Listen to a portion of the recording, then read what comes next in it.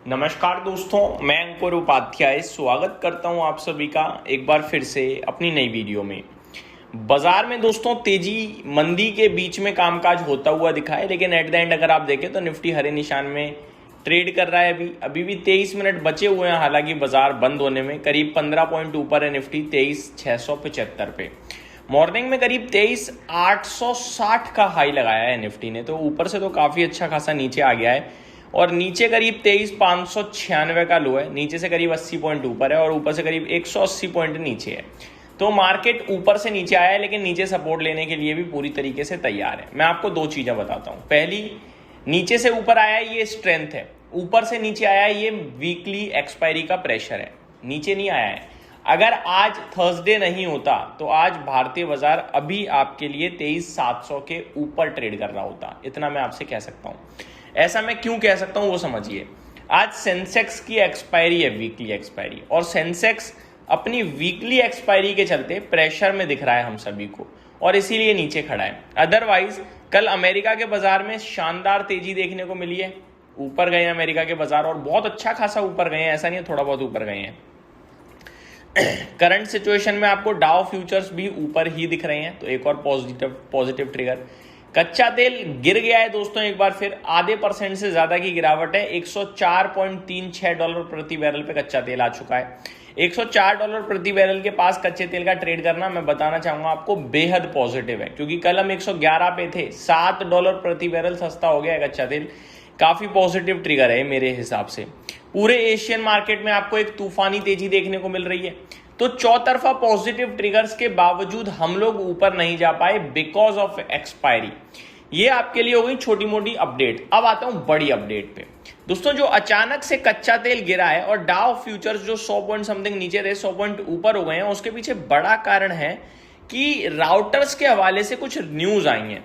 Routers कह रहा है कि ईरान और यूएस के बीच में जो दूरी है वो कम हुई है। ईरान ने अपना जो जवाब था यूएस को वो दे दिया है और शायद ईरान कह रहा है कि फ्रेमवर्क बनाना चाहिए, उसके बाद स्टेप टू स्टेप चीजों को आगे बढ़ाना चाहिए। दैट मीन्स डील को लेकर बातचीत आते हुए दिख सकती है या दिख रही है। कोई एडिशनल नेगेटिव चीज नहीं आई है ईरान की तरफ से और इसी के चलते कच्चा तेल गिरा है, डाउ फ्यूचर्स ऊपर गए हैं।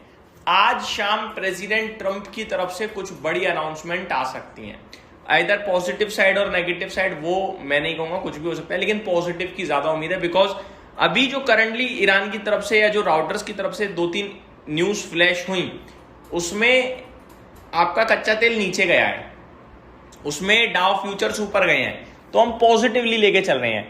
अब क्या न्यूज़ फ्लैश हुई हैं, क्या उनका मतलब है, वो सारी चीजें मैं आप सभी के साथ अगली वीडियो में बात करूंगा। तो ये तो मेरी तरफ से आपके लिए हो गई अपडेट्स। अब आ जाते हैं मार्केट पे।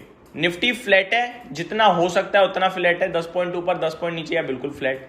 सेंसेक्स 100 पॉइंट नीचे है, एक्सपायरी थी, हो गई 75,000 के ऊपर रहना था, 76 के नीचे रहना था, रह गया। जब प्रेशर देखा तो फिर 75,500 पे ही कॉल राइटिंग होने लगी थी, जिसकी वजह से हम नीचे हैं। अगर बाजार में कोई भी न्यूज नहीं आती है, कोई भी, तो कल हम 300-400 पॉइंट ऊपर जाने वाले हैं सेंसेक्स पे। निफ्टी पे 100 से 125 पॉइंट्स की तेजी बनती है कम से कम, बताना चाहूंगा मैं कल के लिए आपको। तो ये तो आप कल के लिए याद रखिएगा, अगर कोई न्यूज नहीं आई तो ऊपर जाएंगे हम लोग। अब आता हूं मैं आपके साथ बाकी मार्केट पे। मिड कैप लाल और हरे में है या फिर बिल्कुल फ्लैट कह लीजिए। स्मॉल कैप इंडेक्स में 0.7% की तेजी है, बाकी फ्लैटिश टाइप मार्केट था आज लेवल्स के अकॉर्डिंग। 1790 शेयर्स पॉजिटिव ट्रेड कर रहे हैं एनएससी पे, 1110 शेयर्स नेगेटिव ट्रेड कर रहे हैं एनएससी पे। आज का स्टार परफॉर्मर था रियल एस्टेट, 1% ऊपर था। उसके बाद energy, auto, PSU banks, pharma, metal, ये हरियाली में ट्रेड कर रहे थे। आज का टॉप लूजर एफएमसीजी इंडेक्स था, 0.6% डाउन था। बाकी IT, bank Nifty, financial services, media, mid cap select आपके लिए लाल निशान में ट्रेड कर रहे थे। आज का स्टार परफॉर्मर हनीवेल ऑटोमेशन था, अपने नतीजों के बाद 16% कूद गया है ये शेयर। सम्मान कैपिटल में भी अपने नतीजों के बाद 9% की तेजी है। आईआरबी इंफ्रा भी करीब 0.9% ऊपर था। टेक्नो इंजीनियरिंग में करीब 8% की तेजी है और अंबर एंटरप्राइजेज आज भागा है। दोस्तों, ये पूरे क्षेत्र भागा है, चाहे अंबर हो, केन्स हो, या फिर डिक्सन हो, कोई भी स्टॉक आप इस क्षेत्र का उठाइए ईएमएस में, आज ये सारी रैली कर रहे हैं, जिसमें रिजल्ट्स के बाद काफ़ी कुछ हुआ था, इनमें भारी पिटाई भी पड़ी थी, बट आज एक्शन में पूरे तरीके से आते हुए दिखे हैं।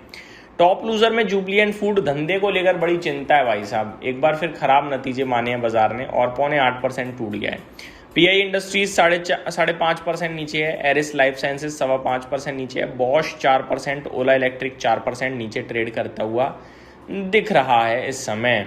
टॉप टर्नओवर की लिस्ट को लीड किया है आज एचडीएफसी बैंक ने, करीब 2430 करोड़ का सौदा हो चुका है। रिलायंस में 2100 करोड़ का, लेंसकार्ट में 2060 करोड़ का, सम्मान कैपिटल में 1780 करोड़ का और आईसीआईसी बैंक में 1590 करोड़ का।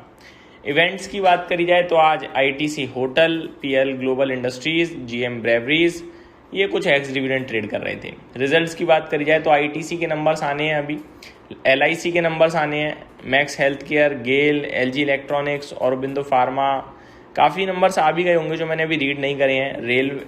रेल विकास यानी आरवीएनएल, प्रेस्टीज एस्टेट्स, नाइका, तो ये कुछ बड़े नाम हैं जिनके नतीजों का वेट है हम सभी को। लेट्स सी कैसे नंबर्स आते हैं कैसे नहीं आते हैं। तो ये मेरी तरफ से छोटी मोटी अपडेट्स थी, उम्मीद करता हूँ डिटेल्स पसंद आई होंगी। Thank you so much for watching this video, have a great day guys.